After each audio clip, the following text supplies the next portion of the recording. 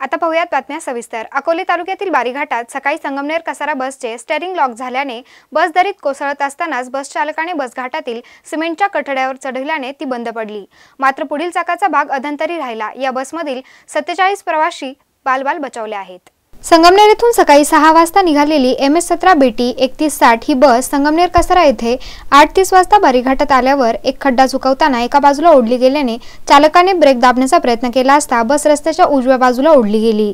बसचे steering lock झाल्याचे चालकाच्या लक्षात येताच त्याने एका सिमेंटच्या कठड्यावर बस चढवली व बस बंद पडली। कठड्याखाली मोठी दरी असल्याने बस दरीत जाता जाता वाचली। चालकाची बाजू पूर्ण अधंतरी होती। बसमध्ये 47 प्रवासी होते। त्यांनी बसमधून उड्या मारल्या, मात्र वाहकाने त्यांना धीर देत खाली उतरवले। बस चालक याने स्टीअरिंग लॉक झाल्याचे म्हटले असले तरी श्रीरामपूर येथील मेकॅनिक तज्ञ यांचे मत व अहवाल आल्यानंतरच काय ते समजेल। MS14 BT 3160 सदरची बस संगमनेर डेपोची असून ती संगमनेर येथून कसाराला चालली असताना बारी गावाजवळ गाडी व्हायबल झाली आणि थोडी गाडी व्हायबल झाली म्हणून ब्रेक टच केला असता गाडीचं स्टीअरिंग लॉक झालं।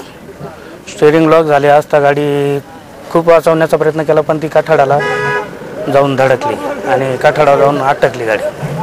किती प्रवासी? गाडीमध्ये 47 प्रवासी होते आणि कोणालाही कोणत्याही प्रकारची इजा न होता सगळे सुखरूप वाचले। बस क्रमांक MS14 BT 3160 6 वाजता सुटणारी संगमनेर कसारा घेऊन जात असताना बारी गावाजवळ अचानक गाडीचा खडखडाट आवाज येऊन गाडी राईटला उडली गेली। स्टीअरिंग लॉक झाल्यामुळे ड्रायव्हरने पूर्णतः गाडी वाचवण्याचा प्रयत्न केला आणि त्यामुळे 47 प्रवाशांचे प्राण वाचले। मी वडगाव फाटा इथून बसलो। मी मुंबईला मुलाखतीसाठी चाललो होतो, तर इथं बारी घाटाच्या जवळ आल्यानंतर गाडी अचानक व्हायबल झाली आणि गाडी कठाड्याच्या दिशेने आली आणि ड्रायव्हर एकदम एक्सपिरियन्स होल्डर असल्यामुळे मी त्यांच्या संग गेली 1.5 वर्ष झाले प्रवास करतोय। ते 5:15च्या पुन्हा गाडीला असतात। एकदम गाडी व्यवस्थित चालवणारे ड्रायव्हर, त्यांनी आज ह्या 47 जणांचे प्राण वाचवले। आभार मानतो।